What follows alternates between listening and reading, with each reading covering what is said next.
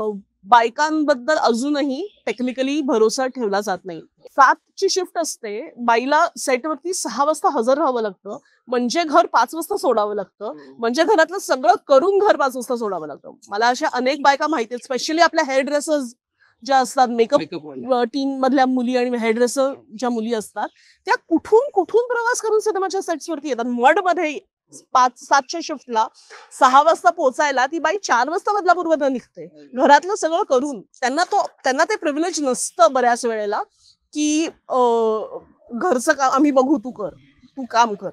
आपण आता बदलतोय समाज म्हणून, पण एक वर्ष, आणि फक्त भारतातच नाही, जगात सगळीकडे बायकांकडनं ऑर्डर घेणं हे अजून पुरुषांना जमलेलं नाही. पे पॅरिटी आहे, पैसे कमी मिळतात बायकांना. अच्छा, ऍब्सोल्युटली बायकांना पुरुषांपेक्षा कमी पैसे दिले जातात, आणि हे सत्य आहे. हे दिग्दर्शकाचं माध्यम आहे, हे लेखकाचं माध्यम नाहीये. तर आधी मी खूप पॉझिटिव्ह व्हायचं, की आधी मला खूप अशी माझी फिल्म, आता मला कळलंय की ते दिग्दर्शकाचं माध्यम आहे. कितीही लेखक महत्वाचा असला तरी शेवटी सिनेमा दिग्दर्शकाचा असतो. मी जेव्हा बघतो तेव्हा एक एक्सप्रेशन म्हणून बघतो, की एक एक्सप्रेशन आहे, काहीतरी मला व्यक्त व्हायचं, एक व्यक्त होण्याचं मीडियम आहे. पण जेव्हा प्रोड्युसरही नव्हतो तेव्हा त्या प्रोड्युसर किंवा बाकीची लोकही नव्हतात, त्यावेळेस त्याचं काय होऊन जातं त्या एक्सप्रेशनचं? ते बदलतं, त्याच्यात मतं येतात, त्याच्यात तुमचं कलात्मक जे विजन असतं त्याच्यात तडजोडी कराव्या लागतात. पण ते सगळे चॅलेंजेस सकट तुमचं म्हणणं तुम्ही पोचवू शकताय का? तुमचं म्हणणं तुम्ही कितपत गोष्टी त्यांच्या कलानी घेऊ शकताय, आणि तरी सुद्धा तुमचा कॉन्टेंट, तुमचा ऐवज तुम्ही जपू शकताय, हे स्किल आहे, जे डेव्हलप करावं लागतं. आणि त्याच्यासाठी एक ते डेव्हलप करावं लागतं, दुसरं म्हणजे स्वतःचं ते स्थान निर्माण करावं लागतं. मी असं पहिल्याच सिनेमाला सांगितलं की नाही, हे माझं विजन आहे, आणि मी तुमचं काहीही न ऐकता मला हवं ते करणार आहे, तर ते म्हणते मग तू तुझ्या पैशानी कर. मला स्वतःचं एक स्थान निर्माण करावं लागतं, मला स्वतः प्रोड्युसरला पैसे परत मिळवून द्यावे लागतात, मला स्वतःला सिद्ध करावं लागतं. मग मला माझं विजन, माझ्या पद्धतीचा सिनेमा, मला हवी ती कला करता येते. It is a privilege that needs to be, ते कमवावं लागतं, ते असं सहजासहजी मिळत नाही. आणि त्याच्यासाठी कष्ट घ्यावे लागतात, त्याच्यासाठी होरपळावं लागतं, त्याच्यासाठी न आवडलेली कामं करावी. कितीतरी नट आहेत ज्यांनी न आवडलेल्या स्क्रिप्ट, न आवडलेले सिनेमे केलेले आहेत, कारण घर चालवायचं. मग तसंच लेखकांचं, दिग्दर्शकांचं पण आहे. स्वतःचं स्थान निर्माण करायला आधी मिळेल ते काम करावं लागतं, क्राफ्ट पक्क होतं त्यांनी, अनुभव मिळतात वेगवेगळे. काही गोष्टी असतात जिथे कॉम्प्रोमाइज नाही होऊ शकत, जिथे तत्व येतात तिथे कॉम्प्रोमाइज नाही होऊ शकत. पण ज्यांचा पैसा इन्व्हॉल्व्ड आहे त्यांचा से असतो, आणि ते रास्त आहे, तो असणार.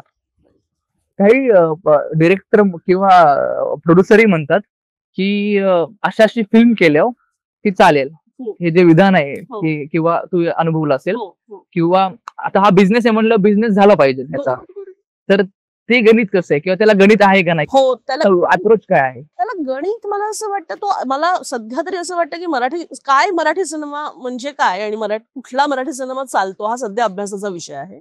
तर मराठी सिनेमा बद्दल आपण बोललो तर हो, एक गणित आहे, एक त्याच्या मागे तंत्र आहे, एक झिम्मा नावाचा सिनेमा खूप चालला.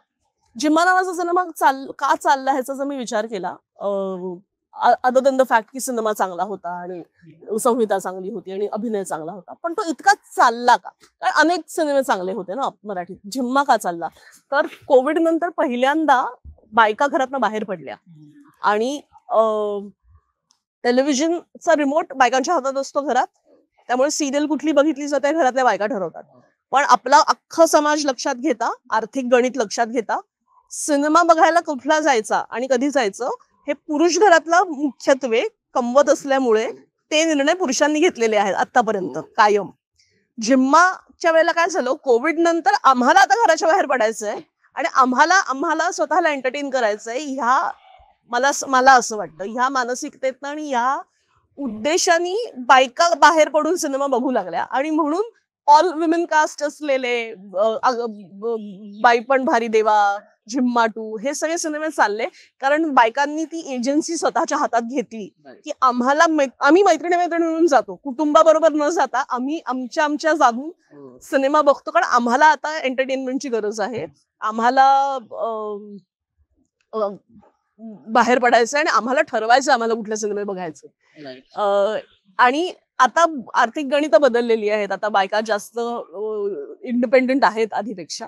त्यामुळे ह्या सगळ्या सोशल कॉन्टेक्स्ट मध्ये हे सिनेमे का चालतात ह्याचा मला असं वाटतं अभ्यास केला पाहिजे. अशा प्रकारचा अभ्यास केला पाहिजे. मला माहिती नाही की काय चालतं काय नाही ह्याचं काय नक्की गणित आहे, पण तो अभ्यासाचा विषय आहे. ताई, तू जेव्हा आता हे असं एक प्रश्न आहे की बाई म्हणून जेव्हा इंडस्ट्रीमध्ये तू काम करते तेव्हा तुला चॅलेंजेस काय येतात किंवा तू स्वतःला कसं मेंटली किंवा फिजिकली ऍक्टिव्ह नीट ठेवते? कारण आपली ते बाहेरने जे बघतात सोसायटी मधले ते बघतानाच वेगळ्या प्रकारे बघतात की अरे यार कसं काम करतात, एकत्र कसं काम करतात, शिफ्ट असतात आपल्या वेगवेगळ्या. तर ह्याच्याबद्दल तुला काय वाटतंय? मला असं वाटतं की मी खूपच प्रिव्हिलेज बंधन येते की मला घरातलं कुठलं बंधन नाहीये, पण मला हे माहितीये की हे प्रिव्हिलेज आहे. मला हे माहिती आहे की हा अनुभव प्रत्येकाच्या बाबतीतला नसतो. बायकांबद्दल अजूनही टेक्निकली भरोसा ठेवला जात नाही. मी जर पहिला चित्रपट दिग्दर्शित करायला गेले उद्या, तर पहिला चित्रपट दिग्दर्शित करणाऱ्या पुरुषाला किंवा मुलाला तितके प्रश्न नाही विचारले जाणार जितके मला विचारले जातील टेक्निकली. कारण बायका कमी आहेत. कमी का आहेत? कारण जसं तू म्हणालास 7ची शिफ्ट असते, बाईला सेटवरती 6 वाजता हजर राहावं लागतं, म्हणजे घर 5 वाजता सोडावं लागतं, म्हणजे घरातलं सगळं करून घर 5 वाजता सोडावं लागतं. मला अशा अनेक बायका माहिती आहेत, स्पेशली आपल्या हेअर ड्रेसर्स ज्या असतात, मेकअप टीम मधल्या मुली आणि हेअर ड्रेसर ज्या मुली असतात, त्या कुठून कुठून प्रवास करून सिनेमाच्या सेट्सवरती येतात. मडमध्ये 7च्या शिफ्टला 6 वाजता पोहोचायला ती बाई 4 वाजता बदलापूरवरून निघते, घरातलं सगळं करून. त्यांना ते प्रिव्हिलेज नसतं बऱ्याच वेळेला की घरचं काम आम्ही बघू, तू काम कर. सो ह्या सगळ्या गोष्टींचा फरक पडतो. बायकांची संख्या फिल्म मेकिंग मध्ये कमी आहे आणि टेक्निकल तांत्रिक क्षेत्रात कमी बायका आहेत. त्याचा लग्न ठरत नाहीत मुलींची. ह्या क्षेत्रातल्या मुली नकोत, किंवा सिनेमा करते, असिस्टंट डिरेक्टर आहे सेटवरती, तर कधी जाते कधी येते हे माहिती नाहीये, तर मग अशी मुलगी आम्हाला नको म्हणून लग्न ठरत नाहीत मुलींची. सो हे डिनाय करून चालणारच नाहीये. हे अनुभव येतातच. शिवाय अत्यंत बेसिक अनुभव प्रत्येक स्त्री दिग्दर्शिकेला मला असं वाटतं आलेला असणाऱ्या सेटवर आतापर्यंत तो हा आहे की तांत्रिक जर काही अडचण असेल तर टीओपी किंवा इतर टेक्निकल डिपार्टमेंट मधली जे साऊंड इंजिनियर असेल सपोज, तर तो प्रश्न पटकन असिस्टंटला विचारला जातो जो पुरुष असेल, किंवा तो डीओपीला जो विचारला जातो जो पुरुष असेल तो नाही विचारला जात. किंवा मी जर काही प्रश्न विचारले, सपोज मी शूट करत असताना मी विचारलं लेन्स कुठली आहे, मग आणि मी जर दिग्दर्शिका नसेल, मी जरी असिस्टंट असेल तरी खटकतं, तरी इगोज हर्ट होतात. आणि सगळ्यात महत्वाची गोष्ट म्हणजे आपण आता बदलतोय समाज म्हणून, पण एक वर्ष, आणि फक्त भारतातच नाही जगात सगळीकडे बायकांकडनं ऑर्डर घेणं हे अजून पुरुषांना जमलेलं नाहीये, पचलेलं नाहीये. त्यामुळे जर मी एखाद्या स्पॉटवरती ओरडले, मी एखाद्या कॅमेरामॅन वरती दिग्दर्शिका म्हणून जर if I lose my control, किंवा मला हवं तसं काम जर मिळत नसेल आणि जर मी 4 गोष्टी सांगितल्या तर ते खूप व्यवस्थित नाही घेतलं जात, त्याचा जास्त ऑफेन्स घेतला जातो, ते जास्त ऑफेन्सिव्ह वाटतं than a man shouting on a man. A woman shouting on a man is always more offensive. So हे सगळे चॅलेंजेस फिमेल फिल्म मेकर्स ना येतातच, आणि ते डिनाय केले जर आपण तर ते सुधारणार नाही. नाही स्त्री पुरुष हे काही भेद नसतात असं जर म्हटलं तर it is not going to help. Pay parity आहे, पैसे कमी मिळतात बायकांना. अच्छा, ऍब्सोल्युटली बायकांना पुरुषांपेक्षा कमी पैसे दिले जातात, आणि हे सत्य आहे. तुम्हाला स्वतःची जागा निर्माण करावी लागते. पुरुषांना घर चालवायचं असतं, हे जे डोक्यात फिक्स आहे त्याप्रमाणे जे पैशांचं गणित आहे. पुरुषांना घरातल्या कमी जबाबदाऱ्या असतात त्यामुळे ते डिलिव्हर वेळेत करतात. पुरुषांना घरातली कुठलीही कामं नसतात त्यामुळे ते हे गृहीत धरलं जातं. आणि कितीही डिनाय केलं तरी नटांपासनं तांत्रिक सगळ्या जागांमध्ये जोपर्यंत तुम्ही खूप स्वतःला 2 सिनेमे केलेले पुरुष आणि 2 सिनेमे केलेली बाई ह्यांच्या पेमध्ये फरक असतो. 2 फ्लॉप सिनेमे केलेले पुरुष आणि 2 फ्लॉप सिनेमे केलेली बाई यांच्या पे मध्ये फरक असतो. 2 हिट सिनेमे केलेली बाई आणि 1 हिट सिनेमा केलेला पुरुष ह्यांच्या पे मध्ये फरक असतो. सो हे डिनाय करून चालणार नाहीये की नसतो, तो आहे. दुर्दैवानी ते आहे. सुदैवानी आपण असं म्हणूयात की त्याच्याबद्दल आता जागरूकता निर्माण झाली, त्याच्याबद्दल अवेअरनेस आहे, त्याच्याबद्दल लोक बोलायला लागलेली आहेत, डिमांड करायला लागलेल्या आहेत बायका. आणि हे भारतात नाहीये, हे हॉलिवूडमध्ये पण सेम कंडिशन आहे. हॉलिवूडमध्ये पण आहे. सगळीकडे हीच कंडिशन आहे. पे parody is something that is a very common thing. खूप कमी फिमेल ऍक्टर्स आहेत ज्यांना मेल ऍक्टर्स पेक्षा जास्त पैसे मिळतात. खूप कमी आहेत. अख्ख्या हिस्ट्रीचं बघितली तर हातावर मोजून आहे. बाकीच्या जॉब मध्ये असं नसेल, आहे बाकी जॉब मध्ये पण आहे. प्रत्येक तांत्रिक बाबतीत पण असं आहे. ते छुपं आहे, ते ओपनली बोललं जात नाही, पण ते आहे. अरे भयानक. आणि तुला कधी असं झालं की काम करता सेटवर किंवा हे करता फ्रस्ट्रेट झाली तू, किंवा अरे यार हे सोडून द्यावं, हे नको करायला? हो, कितीतरी वेळा. पण सोडून द्यावं असं नाही वाटलं, नको करायला असं वाटलं. Frustration is I think a part of parcel. आणि ते काय ह्या क्षेत्रात काय कुठल्याही क्षेत्रात एका पॉइंटला प्रत्येक त्याला हे वाटतंच ना की नको आता हे करायला, आपण काय करतोय. तर तसं होतंच सेटवर फ्रस्ट्रेशन. त्यावेळेस तू काय नक्की म्हणजे मार्ग काय काढते? काय पर्याय नसतो, काम संपवावं लागतं ना, आपल्याला जबाबदारी असते आपल्यावरती. त्यामुळे ते काम संपल्यानंतर किंवा ती जी अडचण आलेली असते ज्याच्यामुळे फ्रस्ट्रेशन आलेलं असतं ते सरून गेल्यानंतर ते प्रॉब्लेम्स वाटत नाही. कारण कामावरती प्रेम आहे खूप जास्त आवडतं मला मी जे करते ते. त्यामुळे ते फ्रस्ट्रेशन फार काळ नाही टिकत. तुला असं जेव्हा जाणवतं की हा मेल डॉमिनन्सी दाखवतोय किंवा हे करत नाही, तेव्हा तू मॅनेज कसं करते किंवा रिॲक्ट कसं करते? मला आतापर्यंत फार अनुभव आलेले नाहीयेत असे.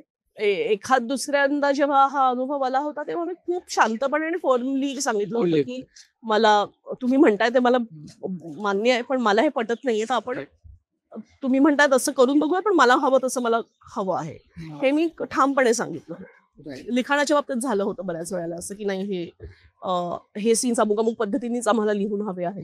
It was not about male female that time, but it was about putting your foot down. आणि मी सांगितलं होतं की जर माझं नाव लागणार असेल रायटर म्हणून या स्क्रिप्टवरती तर हे सीन्स मी नाही लिहिणार, मग मी ही फिल्म थांबवते लिहिणं. मग हे तुम्हाला असं अशा पद्धतीचं जर लिहून घ्यायचं असेल तर वेगळ्या रायटरकडनं लिहून घ्या. तर हे मी केलेलं आहे. Again it is not about male female in this case, but एका पॉइंटला तुम्हाला you have to keep. Writer म्हणून डिमांड काय असतात? Advance payment, contract, honouring the contract, फक्त करून उपयोग नाही, आणि don't get offended when we ask for money. राग येतो लोकांना जर पहिल्या मीटिंग मध्ये ऍडव्हान्स पेमेंट बद्दल बोललं तर. का नाही बोलायचं आम्ही? का कुठल्याही रायटरनी आणि सगळ्यात प्रॉब्लेम म्हणजे खूप ते आता स्ट्रक्चरचा प्रॉब्लेम आहे की जोपर्यंत तुम्ही प्रूफ करत नाही, तुमची अख्खं स्क्रिप्ट समोरचा वाचत नाही, तोपर्यंत कोणी पैसे लावायला तयार होत नाही. पण जर दिग्दर्शक म्हणून तुम्ही जर एखाद्या लेखकाला अप्रोच करून तुम्ही जर त्याच्याकडे काम घेऊन येताय तर तुमची जबाबदारी आहे की ते काम सुरू करायच्या आधी त्याला काहीतरी प्रॉमिस मिळावं की मी कुठल्या तरी, कारण मनी पेक्षा काय मोठी आता बिझनेस आहे ना, इंडस्ट्री आहे. सो ऍडव्हान्स पैसे, माझा हट्ट ऍडव्हान्स कॉन्ट्रॅक्ट आणि ते कॉन्ट्रॅक्ट ऑनर करणं, त्या कॉन्ट्रॅक्टच्या टर्म्स कंडिशन्स प्रमाणे ठरलेल्या वेळेत पैसे देणं इज आय थिंक. आणि परस्पर गोष्टी लिखाणाच्या स्क्रीन प्लेच्या परस्पर न बदलणं. असे बदललं जातं. हो, खूप वेळा माझे सिनेमे आहेत असं ज्याचा एंड मला न विचारता बदललेला आहे पूर्णपणे.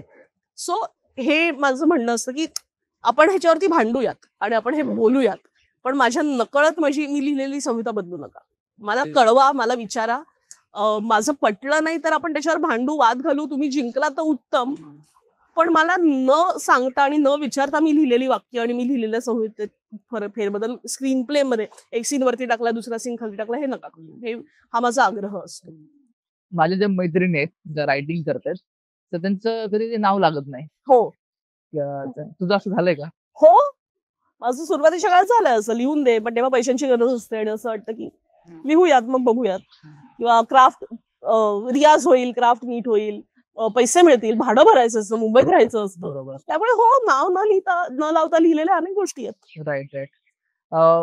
रायटिंगच्या प्रोसेस मध्ये तुला खूप लोकांना, म्हणजे मला तर, मी जेव्हा रायटिंग जेवढी केली मला एंड सुचत नाही किंवा एंड दिसत नाही, कळत नाही. तर तुला असं होतं का की बाबा मला हे या पॉइंटला आल्यावर मी हो, मला एंडच्या बाबतीत तसं होतं, मला नावाच्या बाबतीत तसं होतं, पात्रांच्या नावाच्या बाबतीत मी ब्लॉक होते, मी सिनेमाच्या नावाच्या बाबतीत ब्लॉक होते. पण मला आता आता असं लक्षात आलं की जोपर्यंत आपल्याला अख्खा सुरुवात मध्ये शेवट सुचत नाही तोपर्यंत लिहायला घेण्यात मी नाही सुरुवात करत, मी थांबते आणि मी नोट्स काढत राहते तोपर्यंत. नोट्स कुठल्या क्रायटेरिया काढताय? पात्राचा प्रवास काय असेल, कॅरेक्टर आर्क काय असेल, चॅलेंजेस कुठले कुठले असतील, कॅरेक्टरवरती फोकस करते आणि मग त्याच्यातनं जिथे गोष्ट अडलेली असते मग तिकडनं गोष्ट सापडते. आणि मला असं वाटतं माझं आता after all these many years आता असं झालेलं आहे की गोष्ट जोपर्यंत मला गोष्ट म्हणून तुला सांगता येत नाहीये ना अस्खलित, हे झालं म्हणजे जेव्हा ते झालं आणि मग असं झालं आणि मग शेवटी असं झालं, हे जोपर्यंत मला सांगता येते ना तोपर्यंत माझ्याकडे गोष्ट नाही आहे. जोपर्यंत लॉग लाईन लिहिता येत नाही एका वाक्यात तोपर्यंत तुम्ही सिनेमा तुमच्याकडे नाहीये. हे तुम्ही एका वाक्यात जर तुम्हाला सिनेमाची गोष्ट सांगता येत नसेल तर you don't have a film. हे मला आता कळलेलं आहे आणि ह्याचा मला खूप फायदा होतो. मग मी घाईघाईत फक्त लिहायचं म्हणून सुरुवात नाही करत. मला लक्षात आलं की कल्पना खूप सुचतात आपल्याला आणि आपल्याला असं वाटतं त्या आपण डेव्हलप करत राहिल्या की आपल्याला कधीतरी गोष्ट सापडेल, which is a great process, जी अनेक मोठ्या लेखकांची आणि दिग्दर्शकांची प्रोसेस आहे. मला अडकायला होतं तर मला असं वाटतं की जोपर्यंत मला गोष्ट स्वरूपात ते सांगता येत नाही तोपर्यंत मला ते, असं नाही की मी तोपर्यंत लिहित नाही, पण तोपर्यंत मला ते सापडत नाही. मला असं वाटत नाही की आपण आता गोष्ट आहे, त्यामुळे मी ते I don't have an option to get stuck. जे तू विचारलंस की अडकलं तर काय, तर मी अडकून नाही राहू शकत, मला गोष्ट सापडावी लागते. तर कुठले म्हणजे ऍक्टिंग मध्ये किंवा रायटिंग मध्ये क्राफ्ट बद्दल नाही बोलत मी, पॅटर्न बद्दल बोलतोय की एक पॅटर्न तयार होऊन जातो. तर तो पॅटर्न स्टार्टिंगला समजत नाही पण नंतर समजायला लागतो किंवा लोक आपल्याला एक पॅटर्न तयार होतोय, तर तो कसा ब्रेक करते किंवा झालाय का किंवा तो ब्रेक. मी एवढं कामच नाही केलं की तो झालाय असं मला वाटतं. एक दुसरं जॉनर बदलला आणि आपण स्वतःला चॅलेंज करायचं ठरवलं की तो होतो ब्रेक जॉनरनुसार. सो मी जर आज रॉमकॉम लिहिलंय आणि जर मी उद्या एक फॅमिली ड्रामा लिहितीये तर ऑब्व्हियसली तो पॅटर्न मला ब्रेक करावा लागेल. ऍज अ क्रिएटर तो करावा लागेल.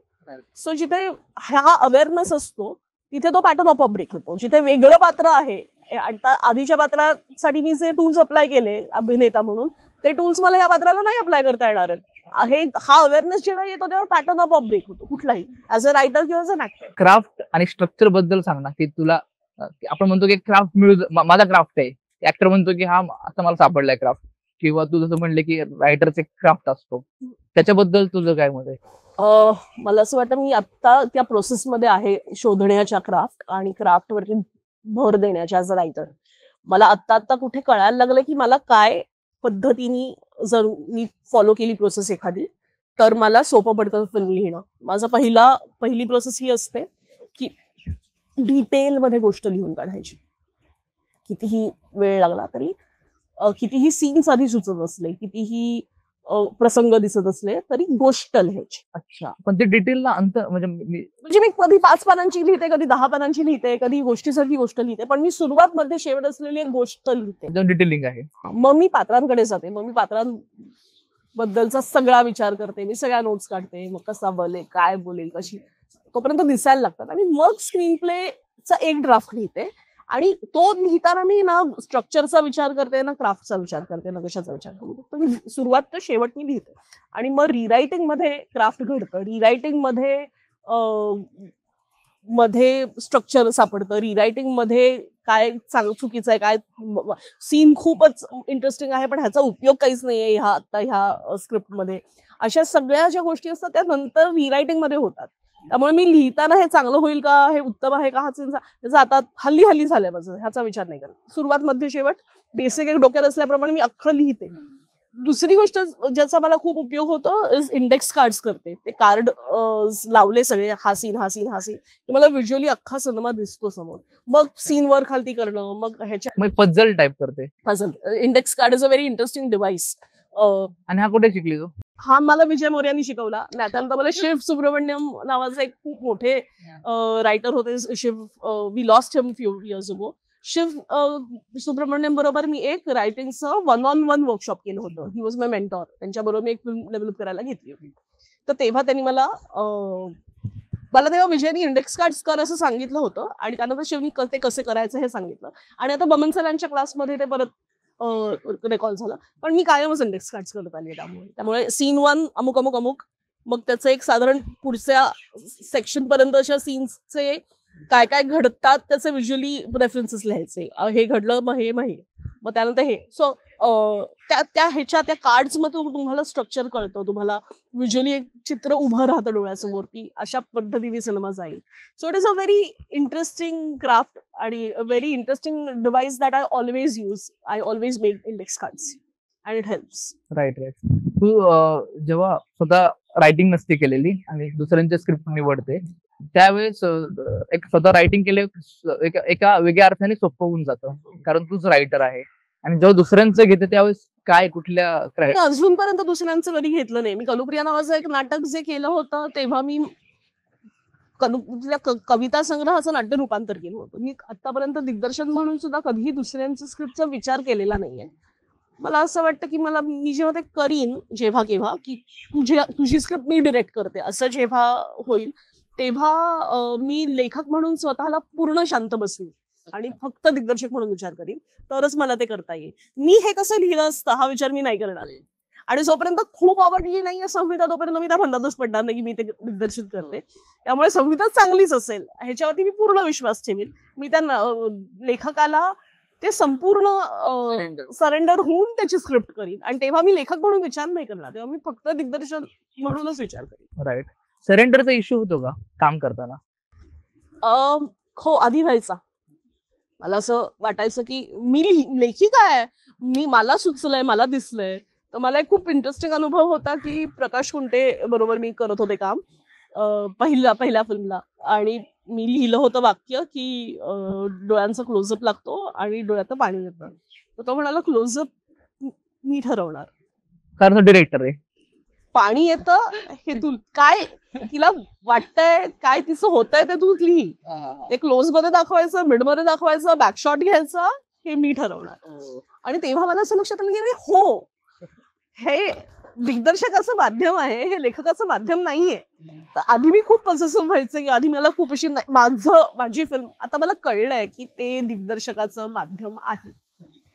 कितीही लेखक महत्वाचा असला तरी शेवटी सिनेमा दिग्दर्शकाचा असतो आणि हे अशा गोष्टी आपण नसतात करायच्या. आणि जर दिग्दर्शक आपण लिहिलेल्या स्क्रिप्टला पूर्णपणे वेगळ्या पद्धतीने बघू शकत असेल, वेगळं काहीतरी चांगलं त्याच्यातून काढू शकत असेल तर तेच आपल्याला हवं असतं रायटर म्हणून. त्यामुळे पॉझिटिव्ह होण्यात काही अर्थ नाही. राईट. पण स्टार्टिंगच्या पिरियड मध्ये असे जेव्हा तुला कळलं की डिरेक्टरचं मीडियम आपण इतके कष्ट करतो रायटर म्हणून, इतक्या महिने का तुला जर म्हणलं की साठवणं स्टार्ट मिडल एंडवर स्टार्टवर इतका वेळ घालवणं आणि परत डिरेक्टर म्हणतो की हे नाही चलेगा, त्यावेळेस काय खंत किंवा नाही हो, वाईट वाटतं. मी सुदैवाने माझ्या आतापर्यंत ज्यांच्या बरोबर कामं केले ते बऱ्यापैकी कम्फर्टेबल स्पेस मध्ये केलेलं असल्यामुळे भांडणं करू शकले की नाही हे मला पटत नाही. आता माझा एक सिनेमा स्वप्नील जयकर नावाचं एक खूप चांगले डिरेक्टर तरी डिरेक्ट करणार आहेत. तर ते Swapnil is a very dear friend. त्यामुळे काही सीन्सच्या बाबतीत असं झालंय की नाही हे मला पटलेलं नाही असं तो म्हणालाय, मग मी म्हटलं की नाही हे. सो आम्ही वाद घालतो, आम्ही बसून आता तू मला पटव ना तर मी तुला पटवते ह्या लेवलवर येतो आणि मग एक मत होतं आणि मग आम्ही पुढे जातो. सो आता आधी मला फक्त वाईट वाटायचं, आता मला कळलंय की डिरेक्टर्स मीडियम एक विच इज फेअर. आणि कारण तू पण डिरेक्ट करते. हो, आणि म्हणूनच मी डिरेक्ट करायला लागले आणि म्हणूनच मी दिग्दर्शनाच्या फंदात पडले, कारण मला कळलं की हे दिग्दर्शकाचं माध्यम आहे. त्यामुळे आपली संहिता आपल्याला हवी तशी करायची असेल तर आपण ती काही लावेल, कुठलाही शॉट लावेल. मग मी क्लोजअप लिहीन मला माझ्या स्क्रिप्ट मध्ये मी डिरेक्ट करणार असेल. फील्ड मध्ये काम करताना अशी कुठली मुवमेंट आहे की तुला असं वाटलं काम करता ना की अशी मुवमेंट असते अरे मी लक्की आहे असं, ते एक येऊन जाते मुवमेंट, तुला असं अनुभव आला का की बघता नाही म्हणजे समज तू डिरेक्टर म्हणून काम करते किंवा रायटर म्हणून किंवा एडी म्हणून की ह्याच्यामुळे मी लक्की आहे किंवा ह्याच्यामुळे. खूप वेळा झालं असं, खूप वेगवेगळ्या मोमेंट्स अशा आलेल्या आहेत. पहिल्या हरिश्चंद्रच्या फॅक्टरीच्या सेट पासनं परेश मोकाशी सारख्या डिरेक्टर बरोबर काम करणं, आशिष बेंडे सारखा गुरु, आशिष सिनियर होता तो चीफ असिस्टंट होता तेव्हा, सो आशिष बेंडेंनी जे शिकवलं तेव्हापासनं किंवा स्वतःच्या फिल्मच्या सेटवरती जाऊन अभिनेत्यांना आपण लिहिलेली वाक्य बोलताना बघणं, ते आत्ताच्या डॉक्यू सिरीज मध्ये माझ्या दिग्दर्शकांनी माझ्याकडे पटकन येऊन सांगणं की जाऊन सेकंड युनिट शूट करू दे स्वतः, आणि स्वतः एका डॉक्यू सिरीजचा एक एक युनिट आपण काही शॉर्ट्स आपण घेऊन येतोय स्वतः जाऊन. तर हे सगळ्याच वेळेला अशा अनेक मोमेंट्स असतात जेव्हा वाटतं की वाह, आपण जे करतोय ते त्याच्यात गंमत आहे खूप, आणि ते थँक गॉड आपण ह्या क्षेत्रात आहोत, आणि फार बरं आहे की आपण जे करतो ते करतो. स्टेजवर अशी मोमेंट निर्माण होते ऍज अन ऍक्टर, की असं वाटतं की हे सापडलं, की बघताना स्वतः डिरेक्ट केलेलं नाटक असं वाटतं की हे हे कदाचित दुसऱ्या कोणाला नसतं सुचलं जे मला सुचलं, किंवा जेव्हा कोणीतरी येऊन हे सांगतं की हा सीन मला असा नसता सुचला, किंवा हा सीन मी असा नसता लिहू शकले. तर अशा अनेक मुवमेंट्स कायमच असतात. प्रत्येक प्रोसेसमध्ये अशी एक मुवमेंट येऊन जाते जेव्हा असं वाटतं की अशा मोमेंट्स खूप जास्त असतात जेव्हा वाटतं की अरे बापरे काय करतोय आपण, आणि नाही नाही जमलंय, आणि नाही आलंय, आणि नाही येतंय. अशा 10 मुवमेंट्स असतात, पण एक मुवमेंट अशी नक्की प्रत्येक प्रोसेसमध्ये असते जेव्हा वाटतं की वाह, बरं झालं आपण ह्या क्षेत्रात आहोत. Right right. त्यात तुझ्या फॅमिलीमध्ये जितू दादा पण काम करतो, कंटिन्युअस काम चालू असतं, तुझंही काम चालू असतं, तर ते एक फॅमिलीला टाइम स्पेंड देणं किंवा ते महत्वाची लाईफ आहे, एक प्रोफेशनल लाईफ आणि पर्सनल लाईफ, तर ते कसं बॅलन्स किंवा त्याचं काय आहे? आम्ही दोघंही कामात जास्त रमणारी माणसं आहोत. आणि आम्ही दोघंही टिपिकल नवरा बायकोंसारखं आमचं रिलेशनशिप नव्हतं कधीच. त्यामुळे आम्ही जे एकत्र वेळ घालवणं, एकत्र सिनेमा बघायला जाणं, एकत्र शॉपिंग करायला जाणं, एकत्र सुट्ट्यांना जाणं, हे सुरुवातीपासूनच कधी नव्हतं फार. दोघांनाही एकमेकांच्या कामाबद्दल पुरेसा आदर आहे आणि पुरेशी समज आहे एकमेकांच्या कामाची. त्यामुळे ते डिमांड्स पण नाहीये की तू काय हे करतेस आणि आपण आता इथे आलोय तर तू का लिहित बसलीस. असं झालंय की आम्ही सुट्टीवरती गेलेलो आहोत आणि लिखाणाचं काम मला आलं, आणि एकत्र वेळ घालवायचं खरं तर होता, पण मी लिहित बसली. त्याच्यावरनं हिरमोड झालेला आहे दोघांचाही, पण दोघांनाही काम इतकं प्रिय आहे आणि इंडिव्हिज्युअलिटी इतकी प्रिय आहे, आणि दोघांनाही हे कळलेलं आहे ओव्हर ऑल दीज इयर्स की आपण नाही होत नॉर्मल नवरा बायको जसे असतात तसे, आणि विच इज ऑल राईट. आपल्याला जास्त मजा एकट्याबरोबर स्वतः बरोबर राहण्यात येते, आपल्याला जास्त मजा कामात येते, आणि आपण जेव्हा एकत्र असतो तेव्हा आपण त्या कामाबद्दल बोलू शकतो एकमेकांची भरभरून. आपण एकमेकांना हे सांगू शकतोय की आज सेटवरती हे झालं, आणि त्याला ते कळू शकतंय. किंवा तो घरी येऊन जर चिडचिड करत असेल की अमुक अमुक झालं आणि अमुक अमुक मुलगी असं असं बोलली, तर त्याची ती चिडचिड काय आहे हे मला समजू शकतं. I think that is the kind of relationship we have, more than husband wife, घर संसार, एकत्र फॅमिली टाइम, पर्सनल लाईफ. ह्यापेक्षाही it is a partnership of two creative individual staying together. Because we are very much individuals than husband wife. आणि सुदैवाने आम्ही एका क्षेत्रात असल्यामुळे आणि एकमेकांबद्दल प्रेम आणि एकमेकांच्या कामाबद्दल आदर असल्यामुळे आम्हाला ते जमतंय निभून नेणं अशा प्रकारचं रिलेशनशिप. काही फील्ड मध्ये अनसर्टन म्हणजे नेचर इज अनसर्टनिटी आहे. तर हे स्टार्टिंगच्या पिरियड मध्ये किंवा आताही जेव्हा खूप काम असतं तर नसलं तर काहीच नसतं. हो. तर त्यावेळेस तुझं काय होतं? कारण तू म्हणले की मला केव्हा माझं ना दुर्दैवाने माझं काम नसण्याचा पिरियड जास्त मोठा कायमच होता. पण सुदैवाने मी लेखक असल्यामुळे ना I am always thinking about writing. त्यामुळे मला पैसे नसतील मिळत, पण मी काम करत नाही असं नाही. रायटिंगचं चालूच असतं, माझं लिखाण चालूच असतं. आणि मला फ्रस्ट्रेशन ह्याचं येतं बऱ्याच वेळा की आपल्याला पैसे नाही मिळत, की आपल्याला झालेले सिनेमे बाहेर येत नाहीये, की आपलं तयार असलेलं काम, चांगलं काम लोकांपर्यंत पोहोचणारच नाहीये, ह्याचं फ्रस्ट्रेशन येतं. पण रिकामा वेळ मी अनुभवतच नाही, कारण मी तो देतच नाही स्वतःला. मी लिहितच असते कायम. मी कायम काही ना काहीतरी लिहित असते. मी कधीच I am never not writing. So frustration वेगळं असतं. फ्रस्ट्रेशन पैशांचं असतं, आर्थिक जे स्थित्यंतर असतात त्याचं असतं. पण काम नाही याचं नसतं, कारण मी काम करत असते काय. राईट. अजून एक प्रश्न की रायटर आणि जेव्हा तू डिरेक्टर स्वतःच असताना रायटिंग केलेली तू याला डिरेक्शन करताना डिरेक्टरच होतो कारण तू रायटरच आहे, तर तेव्हा सीन बदललेत का? मी एकच शॉर्ट फिल्म एकटीने केली आहे डिरेक्ट आतापर्यंत, आणि ते हो मला जे पेपरवर लिहिलं होतं जे शॉर्ट व्हिजन होते, जे त्या व्यतिरिक्त वेगळं सुचत होतं सेटवर, ते तसं मी करत होते ऑन दी स्पॉट. आणि मला असं वाटतं तसं मी करीन. पण मला हे आता आता मी काही महिन्यात कदाचित पहिलं माझं प्रोजेक्ट डिरेक्ट करेन. तर तेव्हा मी जे लिहिलेलं असेल त्या व्यतिरिक्त जर मला वेगळं काही सुचलं तर मी ते करीन. फक्त मला ते कितपत मी ऑन द स्पॉट करीन हे माहिती नाहीये. मला असं वाटतं की मी पहिल्यांदा काम करत असल्यामुळे मी त्याची खूप तयारी करीन आणि मी हे मला अशा पद्धतीने करावंसं वाटतंय हे मी माझ्या अख्ख्या टीम ला त्याच्याबद्दलचं तेच वाटत असेल की पटत असेल तर मी ते करेन. संपूर्णपणे वेगळाच सीनच तयार केलाय, वेगळं काहीतरी असं माहिती नाही मला. अशा मोमेंट्स येणारच आहेत की वेगळं काहीतरी सुचतं, कारण ते सुचतच. पण बेभानपणा नसेल त्यात असं मला वाटतं. ते मी भान ठेवून करेन. आता तू हा प्रोजेक्ट तुझा येणार आहे तर त्यासाठी तू खबरदारी किंवा काही प्रिपरेशन करते? मी लिहितानाच मला हे दिग्दर्शित करायचं आहे हा विचार डोक्यात ठेवून लिहिणार आहे. तर मी तर अजून पूर्ण लिखाणाची सुरुवात केली, पण मी लिहिताना अर्ध माझं ऍज अ डिरेक्टरचं जे काम असतं, टेकिंग शॉट्स, व्हिज्युअली मला काय पद्धतीने हा सीन दिसतोय ते काम माझं लिहितानाच. म्हणजे दोन्ही स्क्रिप्ट तयार होणार, रायटर आणि डिरेक्टरची पण? हो, त्या स्क्रिप्टची सायमल्टेनियसली तयार करणार आहे असं मला वाटतं. एक दुसरं म्हणजे मी भरपूर स्वतःला वेळ देणार आहे प्री प्रोडक्शनसाठी आणि शक्य तितके सगळे कष्ट घेणार आहे. मी असं अजिबात करणार नाहीये की काय गरज आहे स्टोरी बोर्डिंगची, काय गरज आहे तालमींची, काय गरज आहे सगळ्या मीटिंग सतत एकत्र. I will always I go by this rule books. मी ते फॉलो करीन. मी सुदैवाने खूप अशा लोकांबरोबर कामं केलेली आहेत ज्यांनी खूप चांगल्या प्रोसेसमध्ये फिल्म्स केलेल्या आहेत. राजेश मापुसकर आहे, परेश मुकाशी आहे, खूप शिस्तबद्ध काम केलेलं आहे. तर मला असं वाटतं जे जे चांगलं मी आतापर्यंतच्या दिग्दर्शकांचं बघितलेलं आहे, फिल्म स्कूलमध्ये जे शिकलेलं आहे ते सगळं मी तंतोतंत पाळण्याचा प्रयत्न करेन. कष्टांमध्ये कमी नाही पडता कामा कुठे, हलगर्जीपणा नाही होता कामा, गृहीत नाही धरता कामा कुठल्याही पॉइंटला. आपण जे करतोय ते आपण मी आता ह्या पोझिशनला आहे की कोणीतरी माझ्यावरती विश्वास ठेवून मला दिग्दर्शन करायला देत आहे, तर ते मी गृहीत नाही धरणार. हे मात्र ह्याची खबरदारी मी नक्की घेते. आपण लाईफ कडनं किंवा आता हा ओव्हरऑल प्रश्न आहे की लाईफ कडनं आणि फील्ड कडनं शिकत असतो, अपडेट होत असतो.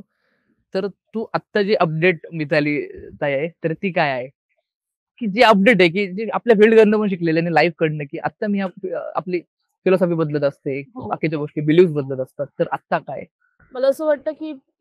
मला आत्ता असं वाटतं की वेळ लागतो आणि तो वेळ द्यावा स्वतःला. माणूस म्हणून ग्रो व्हायला वेळ लागतो, लेखक म्हणून स्वतःचा आवाज सापडायला वेळ लागतो, आपल्या हातलं चांगलं काम चांगलं लिखाण व्हायला वेळ लागतो, पैसे मिळायला वेळ लागतो, यश मिळायला वेळ लागतो.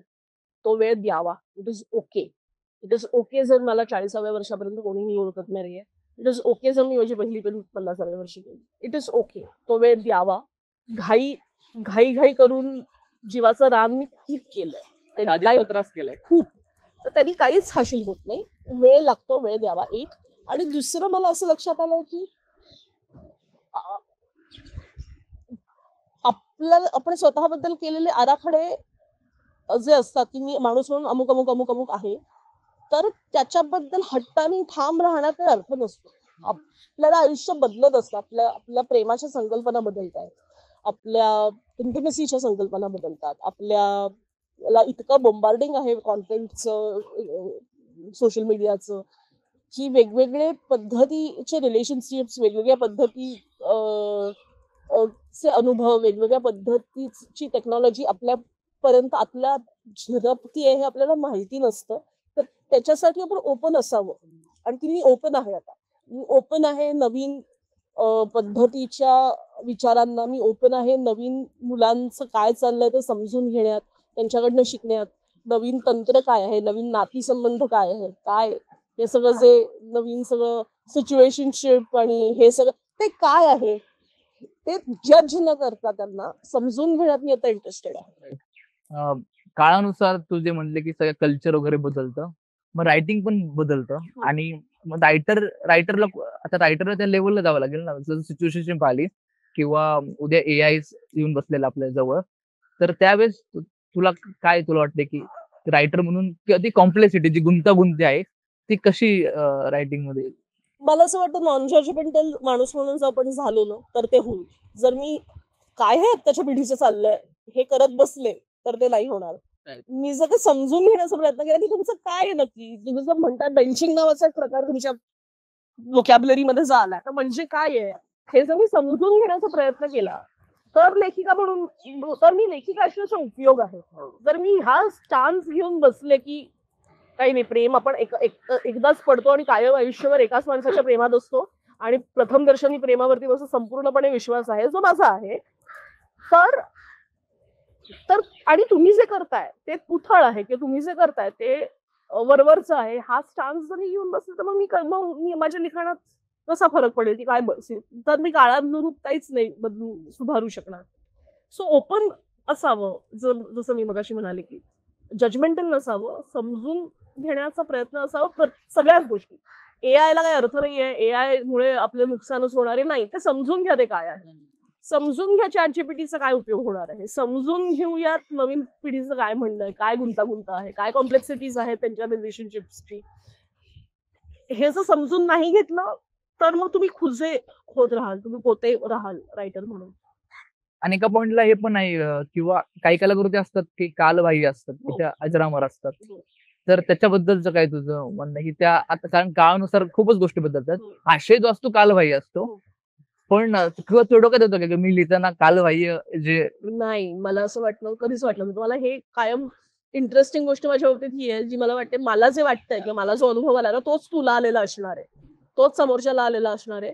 त्यामुळे मी जे लिहीन, जर मला खूप आतनं वाटतंय ना, सपोज मी एकटी खोलीत भिंतीशी बोलत असेल, तर मला माहिती आहे निदान 50 लोकं तरी ते करत असणार आहेत.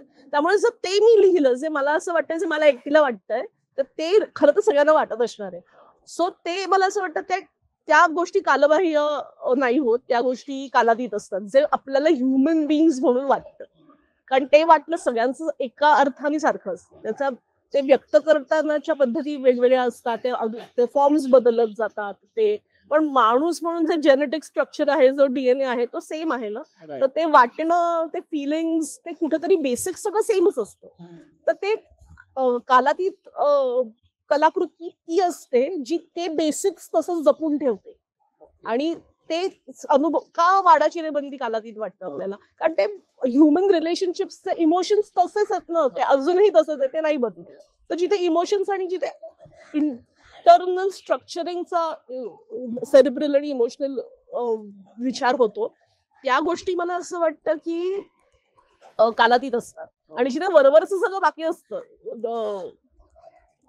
म्हणजे मेकअप जो असतो ना वरचा, किंवा फसाड्स जे असतात ना, ते बदलत असतात. आणि ते फॉर्म्सच्या रूपाने, जॉनर्सच्या रूपाने, अभिव्यक्तीच्या रूपाने वेगवेगळे असतात.